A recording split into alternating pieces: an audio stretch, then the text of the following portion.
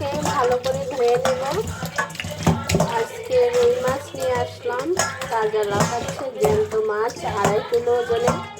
কয় পিস নিলাম আমাদের 3 জনের জন্য।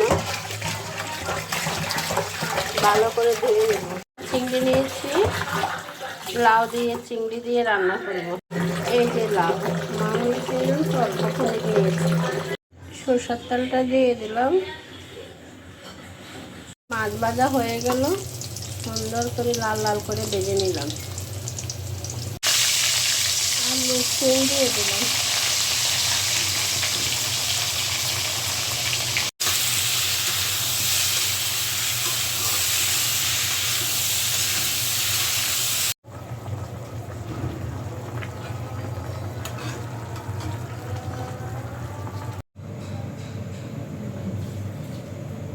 হয়ে গেল রান্না আমার।